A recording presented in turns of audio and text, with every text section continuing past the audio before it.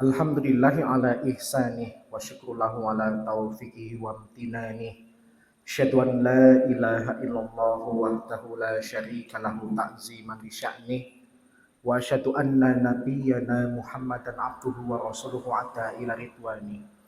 Allahumma shalli wa sallim wa barik alaihi wa ala alihi wa ashabihi wa ikhwanih amma ba'd. Allahumma la ilma lana illa ma 'allamtana innaka antal alimul hakim. Fa'alimna ma yanfa'una wanfa'na bima 'allamtana wa zidna ilman. Walhamdulillahi ala kulli hal. Rabbana iftah bainana wa baina qaumina bil haqqi wa anta khairul fatihin. Alhamdulillah, pada kesempatan pagi hari ini Allah Subhanahu wa taala masih memberikan kepada kita kesempatan bertemu dan berkumpul kembali di salah satu rumah dari rumah-rumah Allah dalam rangka melaksanakan kewajiban kita kepada Allah, yaitu beribadah, dan kita lanjutkan dengan kajian.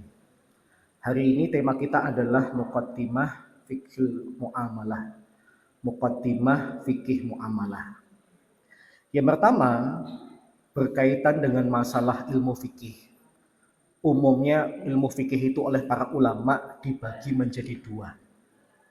Yang pertama ada istilah namanya fikih ibadah, dan yang kedua ada istilah namanya fikih muamalah. Kalau fikih ibadah itu pembahasannya apa? Dia membahas tentang ibadah-ibadah yang sifatnya ritual, seperti sholat, zakat, saum, haji, dan sebagainya. Itu fikih ibadah. Sedangkan fikih muamalah adalah selain itu, yaitu pembahasannya mengenai hukum yang berkaitan dengan hubungan manusia dengan sesama. Bahkan kalau dilihat dari porsi besar kecilnya fikih ibadah dengan fikih muamalah, maka bahasan fikih muamalah itu lebih besar dibandingkan fikih ibadah. Bicara tentang hubungan sesama manusia itu lebih kompleks, lebih bervariatif dibandingkan fikih ibadah. Sehingga wajib setiap muslim ketika dia melaksanakan muamalah harus memiliki ilmu yang cukup, ilmu yang benar, sehingga tatkala dia melaksanakan muamalah didasarkan atas dasar yang benar. Baik, kemudian yang kedua, bicara tentang masalah fikih muamalah secara definisi. Fikih muamalah terdiri atas dua kata, fikih dan muamalah. Fikih itu apa sih? Ilmu tentang hukum-hukum syar'i yang sifatnya praktis, sifatnya dapat diamalkan, yang diambil dari dalil-dalil yang sifatnya rinci. Ini pengertian fikih secara umum. Adapun kalau muamalah, maka saya menemukan ada 3 versi definisi muamalah di kalangan para ulama. Yang pertama ada definisi yang mengatakan ruang lingkup muamalah itu adalah harta, pernikahan, peradilan, dan waris. Yang kedua ada definisi yang lebih sempit daripada definisi pertama. Konon muamalah itu ruang lingkupnya hanya kaitannya dengan harta dan hubungan keluarga. Hubungan keluarga itu contohnya apa? Pernikahan, tolak, nafkah, dan sebagainya. Adapun definisi yang paling populer yang disampaikan oleh para ulama yang akan kita bahas pada pagi hari ini adalah definisi yang ketiga. Muamalah itu apa sih? Hukum-hukum syariah yang mengatur interaksi manusia dengan sesamanya dalam urusan harta. Jadi hari ini kita tidak akan bicara tentang pernikahan, tidak akan bicara tentang peradilan, tidak akan bicara tentang waris, tapi khusus bicara tentang harta. Kemudian bicara tentang masalah Islam dan muamalah. Para ulama mengatakan untuk memahami muamalah secara garis besar ada beberapa poin yang menyebabkan muamalah itu beda dengan ilmu-ilmu yang lain. Yang pertama, muamalah itu adalah bukan hasil kreasi dari Islam. Maknanya sebelum Nabi Muhammad SAW diangkat menjadi Nabi dan Rasul, kegiatan muamalah itu sudah ada di kalangan manusia. Sebelum Nabi Muhammad SAW diangkat jadi Nabi dan Rasul, orang-orang Arab itu sudah terbiasa jual beli, sudah terbiasa pinjam meminjam, hutang piutang, dan sebagainya. Sehingga tatkala Nabi SAW itu hadir, maka kehadiran beliau itu hanya memberikan respon terhadap kegiatan-kegiatan yang sudah ada. Kalau ternyata kegiatan itu dibenarkan di dalam Islam, maka Islam pun kemudian membenarkannya sembari memberikan kaidah-kaidah baku tentangnya. Tapi kalau kemudian ternyata bertentangan dengan syariat Islam, maka Islam pun secara tegas melarangnya sambil memberikan ilah atau sebabnya kenapa dan nanti solusinya bagaimana. Jadi bicara tentang muamalah bukan hasil dari kreasi Islam, tapi sudah ada sebelum Nabi Muhammad SAW itu diutus. Sebagai contoh misalnya, Nabi Muhammad SAW itu ketika belum jadi Nabi dan Rasul kan pernah jadi pegawainya Khadijah.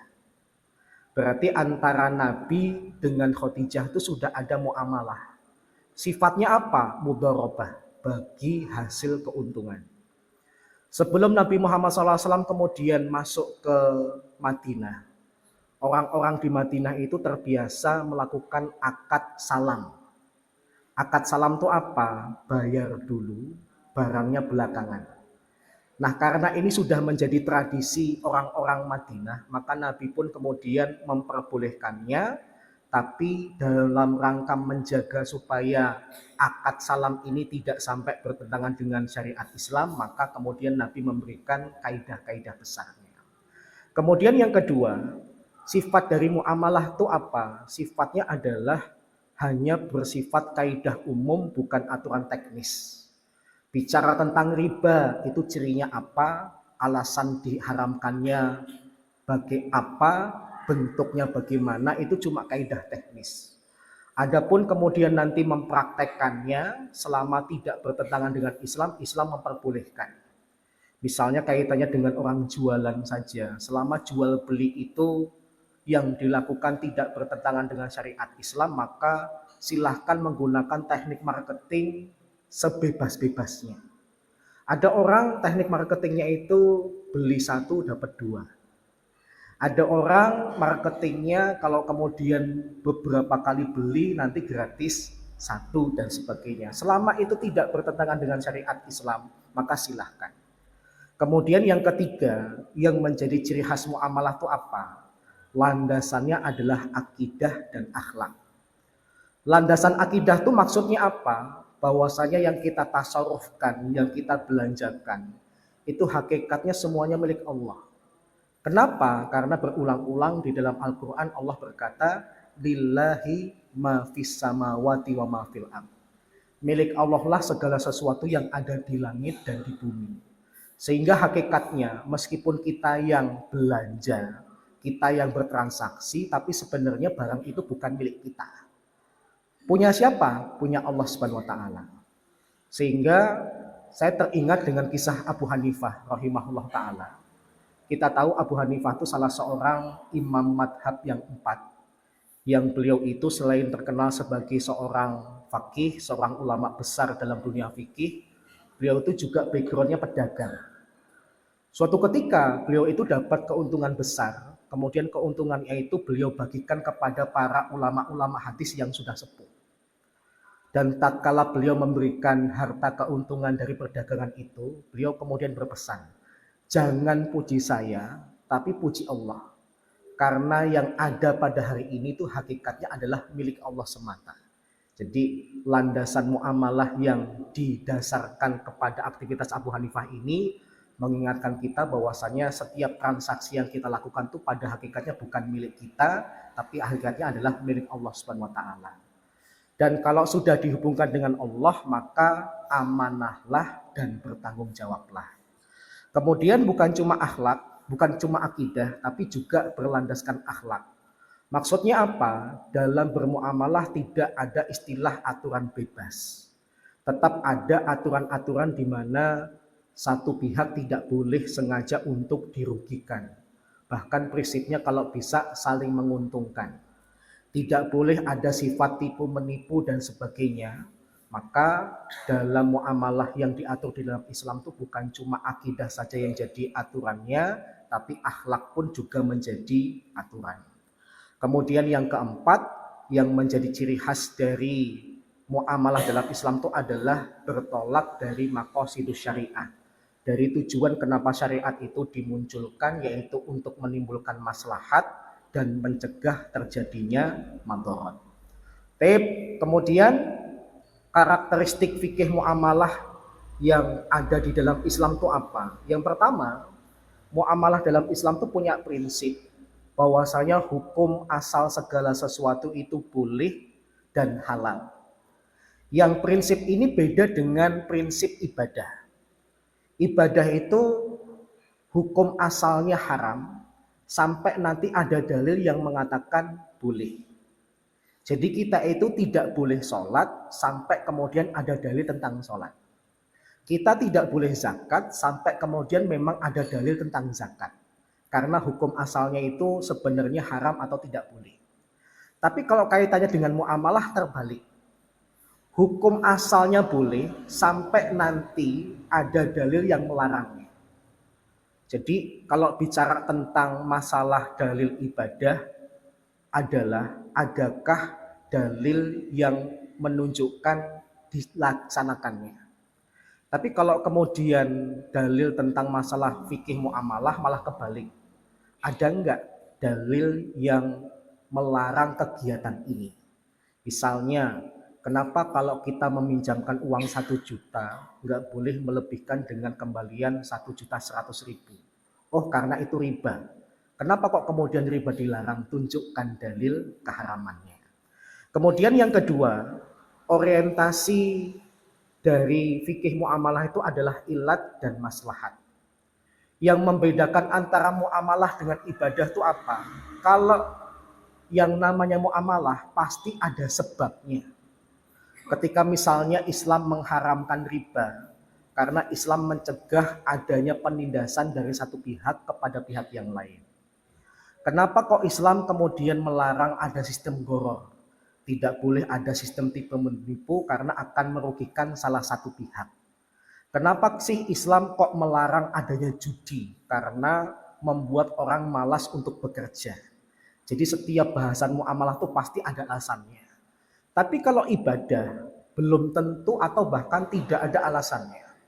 Misalnya ibadah yang baru saja kita lakukan, sholat subuh. Kenapa kok 2 rakaat? Nggak ada alasannya, Pak. Kalau kemudian ada orang yang mengatakan 2 rakaat karena itu adalah waktu orangnya ngantuk, waktu di mana manusia itu masih ngantuk, maka dibuat ringan saja 2 rakaat. Itu cuma reka-reka dan mungkin bayangan dia saja. Padahal kalau dilihat dari praktek sholat subuh Nabi, meskipun sholat subuh itu cuma 2 rakaat, tapi ternyata Nabi itu baca yang panjang. Harusnya kalau kemudian sholat subuh itu malah mengayomi orang yang masih ngantuk, harusnya 2 rakaat dan bacaannya pendek. Zuhur, di mana orang itu biasanya sibuk-sibuknya, malah 4 rakaat. Kan secara logika malah memberatkan. Tapi karena memang ibadah itu ciri khasnya adalah tidak bisa dilogika. Allah maunya seperti itu ya sudah. Tapi beda dengan muamalah pasti ada sebab kenapa diperbolehkan dan kenapa hal ini tidak diperbolehkan. Kemudian yang ketiga, karakteristik dari muamalah itu apa? Dipengaruhi oleh urf atau tradisi. Maksudnya apa? Jangan heran kalau ibadah dan muamalah itu agak beda karakternya. Kalau ibadah itu sifatnya statis, sifatnya gitu-gitu saja. Tapi kalau yang namanya muamalah itu dia dinamis, disesuaikan dengan kondisi masyarakat. Misalnya, kalau kita beli semangka, umumnya semangka yang kita beli itu kondisinya tidak dibelah, tidak dipotong. Dan itu menjadi sebuah kelaziman di negara kita. Tapi jangan harap itu bakal Bapak lihat kalau Bapak itu ke Mesir. Orang Mesir itu kalau jual semangka, ada orang kemudian mau beli semangka, dibelah dulu. Mereka pantang menjual semangka dalam keadaan masih utuh. Karena kalau beli semangka dalam kondisi masih itu seperti ibarat beli kucing dalam karung. Ya kalau kemudian matang, ya kalau kemudian warnanya merah semua, ya kalau kemudian ada bijinya dan sebagainya. Maka orang Mesir itu malah kalau jual beli semangka beda dengan kita. Mereka itu semangkanya pasti sudah dibelah, tapi kalau kita yang utuhan. Kemudian tradisi itu juga bisa kita hubungkan dengan misalnya transaksi kos-kosan. Ada orang yang bayar sewa kos, ketika bayar per bulan itu sudah termasuk listrik dan air. Tapi jangan heran kalau kemudian ada di tempat lain yang ketika bayar sewa kos, murni cuma sewa tempatnya, listriknya bayar sendiri, airnya bayar sendiri. Nah itu muamalah. Jadi sifatnya itu luas disesuaikan dengan tradisi. Kemudian yang selanjutnya sifatnya dinamis, dia tidak statis, dia berubah-ubah, tetapi tetap ada kaidah yang harus dipegang entah dari Al-Quran maupun hadis. Kemudian yang lebih dominan adalah porsi istihad para ulama, karena kalau bicara tentang kasus muamalah itu kasus-kasus yang berkembang dan baru, maka jangan pernah membayangkan bisa ketemu dalil tentang GoPay kalau kita cari di dalam Al-Quran dan hadis. Bahkan dalam kitab hadis palsu pun nggak ketemu tentang dalil masalah GoPay. Kenapa? Karena itu kasus baru. Jangan harap bisa ketemu penyelesaian tentang masalah Bitcoin dalam Al-Quran dan Sunnah. Kenapa? Itu perkara baru. Maka dibutuhkan para ulama yang memiliki ilmu yang cukup, yang bisa memberikan jawaban atas permasalahan-permasalahan muamalah yang ada. Dan yang keenam, karakteristik dari muamalah itu apa? Dia punya dua dimensi. Dimensi yang sifatnya ukhrawi dan dimensi yang sifatnya duniawi. Meskipun dalam undang-undang Indonesia melaksanakan riba itu tidak ada hukumnya, tapi ingat, kita sebagai muslim ketika melaksanakan riba nanti dapat dosa, bahkan terancam disiksa di akhirat. Tetapi kalau kaitannya dengan masalah duniawi mungkin terkesan kayaknya boleh-boleh saja, tapi ingat, kalau muslim itu tidak hanya bicara tentang dunianya semata, tapi dihubungkan apa yang kita lakukan di dunia ini nanti ada pertanggungjawabannya nanti di akhirat. Itu beberapa karakteristiknya. Kemudian yang terakhir, jenis-jenis muamalah. Para ulama mengamati transaksi-transaksi yang terjadi di zaman Nabi itu dibagi menjadi setidaknya 8 jenis muamalah. Yang pertama ada istilah namanya jenis muamalah muawadhat. Muawadhat itu apa? Pertukaran harta antara dua belah pihak, baik yang ditukarkan itu barang, jasa, atau manfaat. Contohnya apa? Jual beli. Contohnya apa? Sewa menyewa.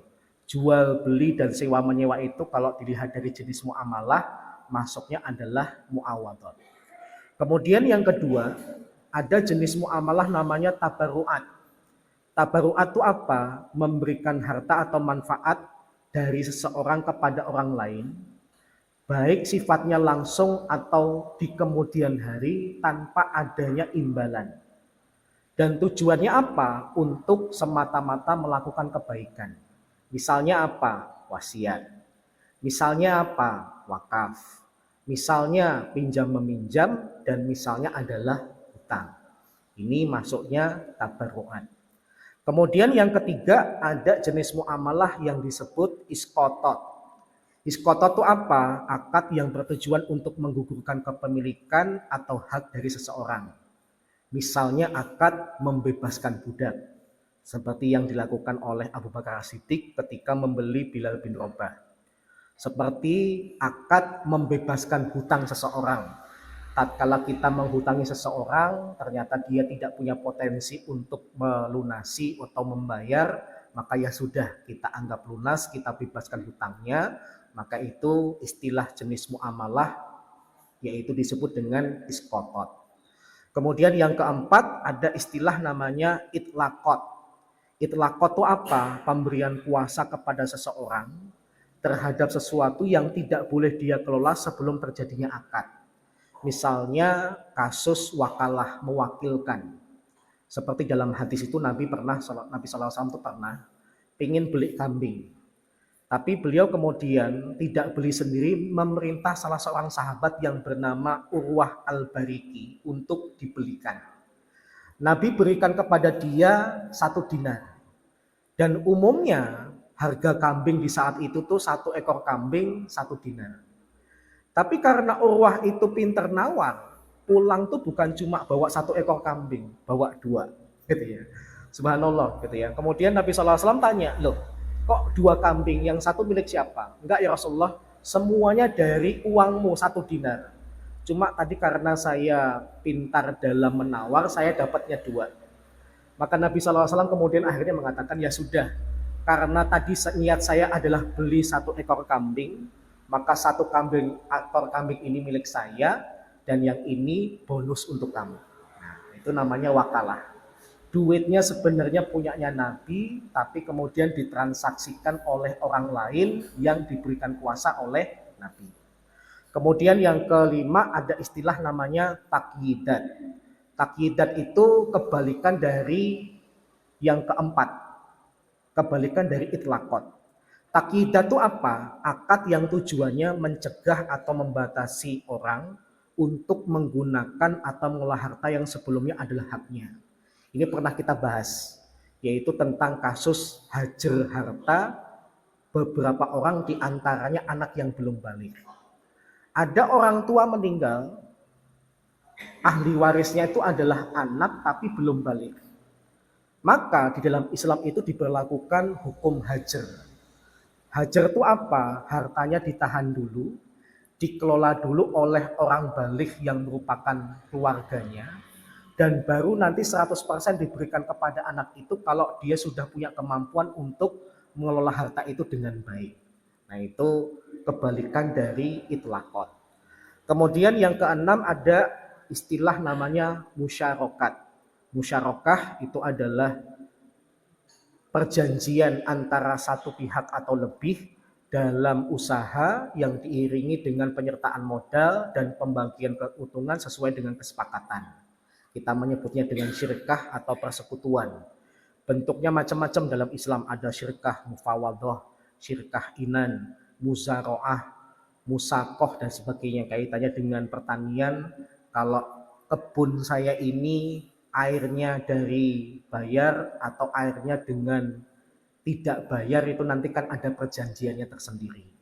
Kemudian yang ketujuh ada jenis muamalah yang disebut dengan tausikot. Tausikot itu apa? Akad yang tujuannya menjamin hak dan memastikan hak itu diberikan kepada pemiliknya. Misalnya apa? Misalnya 3, rohen, gadai. Yang kedua kafalah, menjamin hutang orang lain. Atau yang ketiga adalah hiwalah, memindahkan kewajiban hutang kepada pihak yang ketiga. Kemudian yang terakhir, jenis muamalah yang ada di dalam Islam itu istilahnya adalah istihfazat. Istihfazat itu apa? Akad antara 2 pihak untuk menjaga atau menitipkan harta pihak pertama kepada pihak kedua. Misalnya yaitu barang titipan yang disebut dengan wadiah atau lukotoh, barang temuan, gitu ya. Itu masuk dalam jenis muamalah yaitu yang disebut dengan istihfazat. Demikian beberapa hal yang berkaitan dengan masalah muqaddimah fikih muamalah. Moga-moga bermanfaat. Sisa waktu apabila ada pertanyaan saya persilahkan. Pak Margono langsung aja.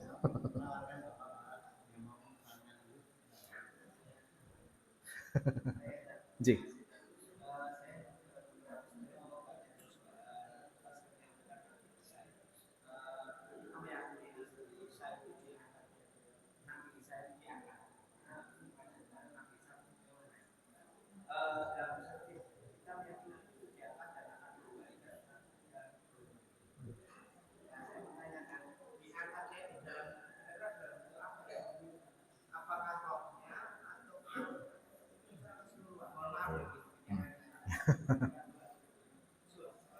Ya, tip yang pertama kaitannya dengan Nabi Isa alaihissalam, itu kan rafi'un ilas sama, beliau itu diangkat ke langit. Yang diangkat itu apakah jasad dan waruhan atau ruhan saja?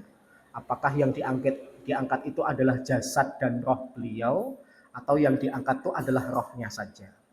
Maka pendapat yang paling benar adalah yang pertama, beliau itu diangkat ke langit itu jasad dan roh. Kalau kemudian yang diangkat itu cuma rohnya saja, itu berarti sama saja dimatikan. Paham ya?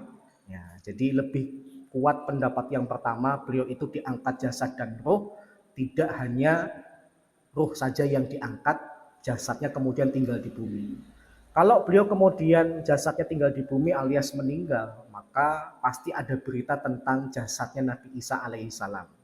Padahal ketika orang-orang Romawi itu masuk ke dalam tempat persembunyian Nabi Isa, maka kemudian konon ada kisah Yudas Iskariot lah yang kemudian wajahnya dibuat mirip dengan Nabi Isa karena memang Nabi Isa tidak ada di tempat itu. Gitu ya, tidak di tempat itu. Jadi lebih rincinya sih bisa buka dalam kitab Injil Barnabas. Yang Injil Barnabas itu secara gamblang menceritakan peristiwa ketika tempat persembunyian Nabi Isa dan murid-muridnya itu digerebek oleh para tentara Romawi. Salah satunya adalah yang berkhianat, yaitu salah satu murid beliau yang konon bernama Yudas.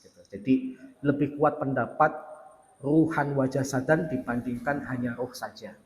Dan pendapat ini diperkuat oleh fatwa dari Syekh Mutawalli Asy'arawi, salah seorang ulama terkenal dari Mesir, yang saya pernah mendapatkan video beliau secara utuh ketika beliau cerita tentang Nabi Isa yang bakal turun nanti menjelang hari kiamat. Beliau berikan muqaddimah. Salah satu penafsiran yang beliau kuatkan adalah jasad dan ruh diangkat ke langit. Wallahu a'lam bishawab. Waalaikumsalam warahmatullahi wabarakatuh.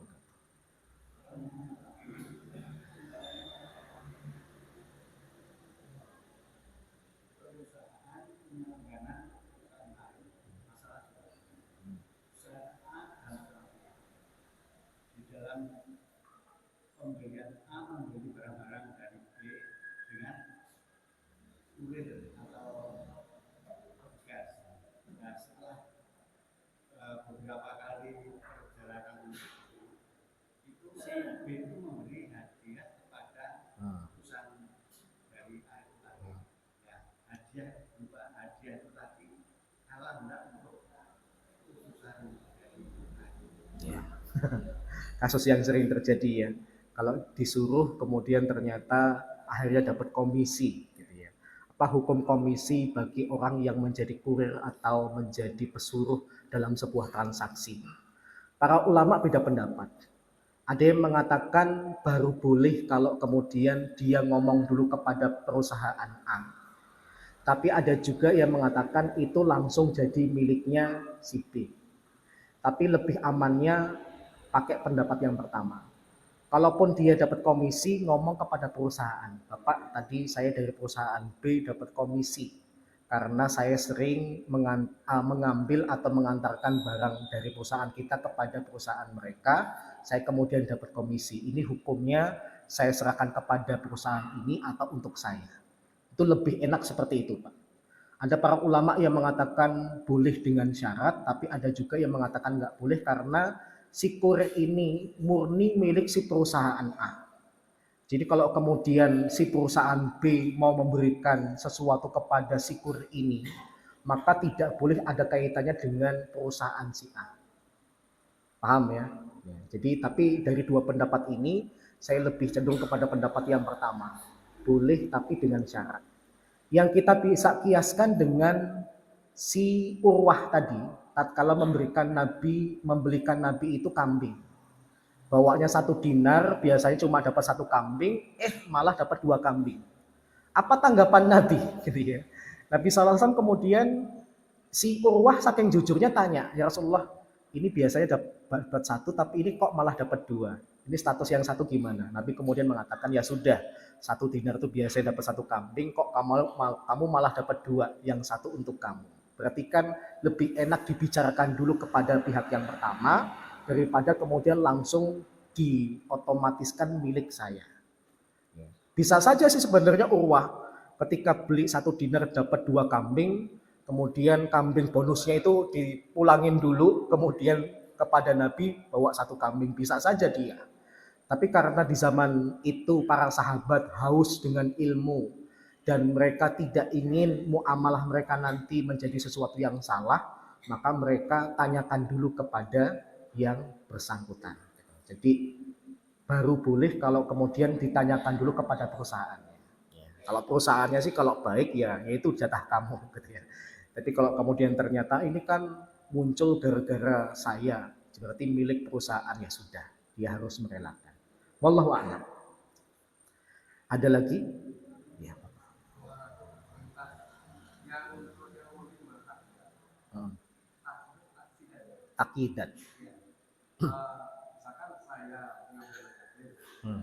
yang kemudian masih belum balik, Hmm. kemudian saya bawa anak saya, kemudian dia itu makan Hmm. dulu, Hmm. kemudian saya itu gimana? Iya. Yang pertama di dalam Islam diperbolehkan Bapak. Dulu di masjid ini pernah kita bahas tentang masalah hal itu, yaitu ketika Allah Subhanahu wa taala berkata dalam surat An-Nisa ayat 5 sampai 6. Di mana Allah Subhanahu wa taala di dalam ayat ini memperbolehkan bagi orang yang menjadi penanggung si yatim berharta ini untuk mengambil sebagian harta si yatim ini dengan cara bil ma'ruf. Misalnya kasus ini kan konon ayat ini diturunkan karena ada salah seorang sahabat yang bernama Rifa'ah meninggal. Kemudian anaknya Rifa'ah itu diasuh oleh Sabit saudaranya. Maka kemudian Sabit tanya kepada Nabi, Rasulullah, keponakan saya ini sekarang yatim piatu, orang tuanya meninggalkan warisan, boleh enggak saya kemudian dapat bagian dari harta itu? Maka Allah Subhanahu wa taala kemudian menurunkan dua ayat ini yang mengatakan boleh tapi dengan cara yang ma'ruf. Si paman boleh ngambil harta itu karena ikut mengelola tapi jangan banyak-banyak. Tetapi ayat ini juga mengatakan seandainya si paman itu sudah cukup harta, dia tidak mengambil itu lebih baik. Paham ya? Nah, ma'ruf itu dikembalikan kepada hati si paman. Kalau ketika saya mengelola makannya keponakan saya kemudian mengambil sekian puluh ribu dari hartanya si keponakan saya, ini sudah cukup, ya sudah. Jangan serakah. Kalau memang sehari 50.000 cukup, jangan ngambil 100. Kalau 100 itu baru kemudian cukup, jangan lebih daripada 100. Gitu. Wallahu a'lam bishawab. Ya, Mas.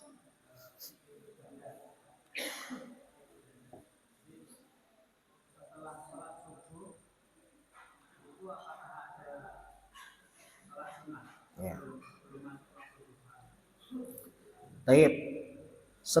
Setelah sholat subuh, apakah kemudian ada sholat sunnah? Dulu pernah kita bicarakan, ada 5 waktu yang diharamkan untuk sholat. Salah satunya adalah sholat setelah sholat subuh. Itu diharamkan atau waktu terlarang untuk sholat. Kecuali kalau ada sebab. Misalnya Nabi SAW itu pernah bangun kesiangan, belum sempat qobliyah subuh. Maka beliau kemudian langsung menuju para sahabat ngimamin sholat subuh. Setelah sholat subuh kemudian beliau 2 rakaat. Para sahabat kemudian tanya, Rasulullah, Anda kok sholat 2 rakaat lagi kenapa? Saya mengkodok 2 rakaat sebelum subuh yang tadi belum saya laksanakan. Kalau ada sebabnya boleh. Tapi kalau tidak ada sebabnya maka tidak boleh.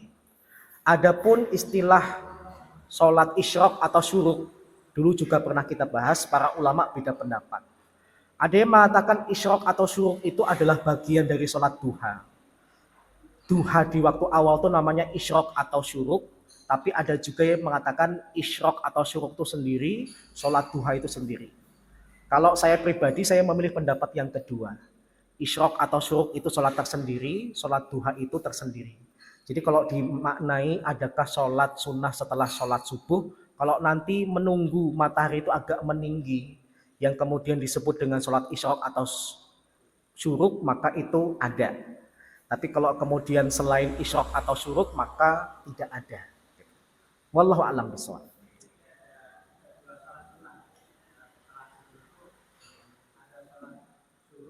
Iya. Ya.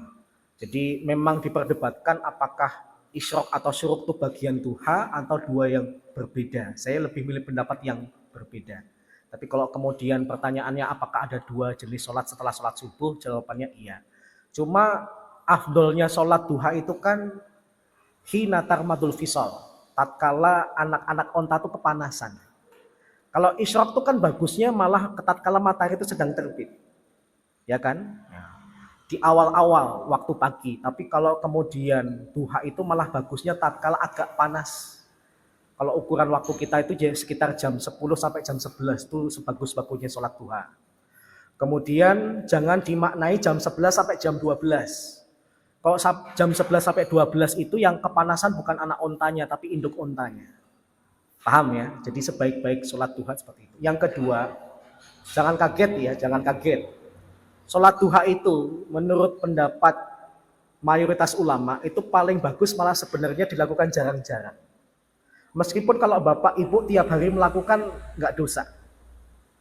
Saya ulangi ya, sholat duha itu kalau kita ngelihat dari dalil yang ada yang kemudian diteliti oleh para ulama, malah bagusnya itu jarang-jarang dilakukan. Tapi kalau dilakukan setiap hari nggak masalah, nggak berdosa.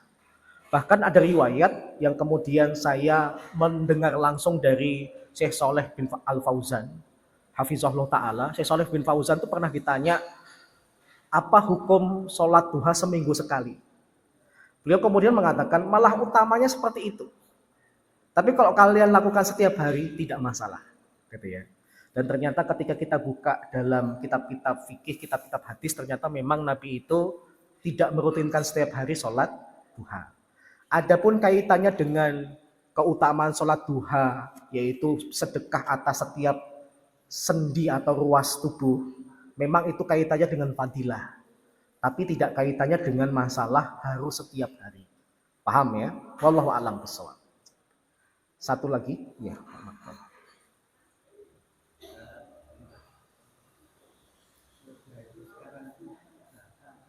Apa? Oh.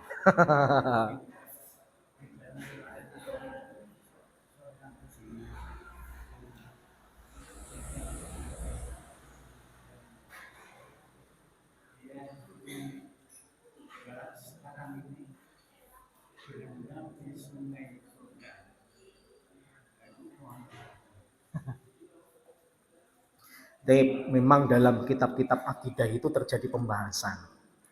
Surga dan neraka itu sudah adakah? Atau nanti baru diadakan ketika hari kiamat? Para ulama memang terjadi perbincangan. Ada yang mengatakan surga dan neraka itu sudah ada. Dengan dalil ketika Nabi SAW itu melakukan peristiwa Al-Isra wal Mi'raj, di antara pemandangan yang beliau diperlihatkan itu kan surga dan neraka. Surga itu bentuknya bagaimana, berapa tingkat, siapa saja penghuninya, Nabi diperlihatkan. Terkesan hadis itu menunjukkan surga dan neraka sudah ada. Tapi ada juga yang menafsirkan, Nabi diperlihatkan tuh dalam makna penglihatan untuk masa depan. Paham ya? Jadi memang memahami teks itu cara pandangnya beda. Ada yang mengatakan melihat itu berarti sudah melihat beneran. Atau ada juga yang memahami melihat itu adalah untuk masa depannya. Kelak surga nanti seperti ini, kelak neraka nanti seperti ini. Para ulama beda pendapat. Jadi antara sudah ada dan tidak ada terjadi pembahasan di antara para ulama. Nah, yang lebih kuat yang mana? Ya 50-50, Pak. Para ulama ada yang mengatakan sudah ada juga yang mengatakan belum ada, nanti diadakannya baru menjelang hari kiamat. Adapun gambaran tentang orang yang misalnya Bapak tadi sebutkan, atau ketika para syuhada itu Allah rubah menjadi burung-burung hijau, itu kemudian ada juga kembali kepada penafsiran sudah dijadikan seperti itu, tapi ada juga yang mengatakan kelak bakal seperti itu. Jadi jawabannya satu di antara dua. Wallahu a'lam. Argumen dari dua pendapat ini sama-sama kuat, Pak. Ada yang mengatakan sudah, ada yang mengatakan bakal nanti diadakan. Wallahu a'lam. Baik, ya Mas. Hadiah. Hadiah dari non muslim. Ya. Di pertemuan kapan ya? Yang lalu ya. Kita pernah bicara tentang masalah wakaf yang kemudian salah satunya adalah wakaf yang hukumnya makruh. Salah satu contoh wakaf bentuk makruh itu apa? Wakafnya orang kafir diberikan kepada orang Islam tapi jangan harap dia dapat pahala. Kalau dilihat dari segi hukumnya boleh. Tapi jangan harap yang memberikan hadiah kepada Mas itu dapat pahala. Jadi boleh-boleh saja selama kita memastikan harta yang diberikan kepada kita yang diwujudkan dengan hadiah itu diperoleh dari harta yang halal. Nggak boleh hadiah umroh dari bank konvensional. Paham ya? Meskipun kayaknya umrohnya itu ibadah, tapi duitnya dari harta riba, nggak boleh. Di pertemuan kemarin kita sudah bahas betapa hati-hatinya orang-orang kafir Quraisy tatkala merenovasi Ka'bah. Hanya boleh dengan harta yang halal, nggak boleh dari harta riba dan sebagainya. Wallahu a'lam. Jadi jawabannya boleh, tapi jangan harap dapat pahala. Yang kedua, pastikan hartanya dari harta yang halal. Tapi kalau tidak halal, wajib untuk ditolak. Wallahu a'lam. Demikian ya, moga-moga bermanfaat, kurang lebihnya mohon maaf. Mari kita akhiri bersama dengan doa kafaratul majelis dan hamdalah. Subhanakallahumma wa bihamdika asyhadu an la ilaha illa anta astaghfiruka wa atubu ilaik. Alhamdulillahirabbil alamin. Assalamualaikum warahmatullahi wabarakatuh.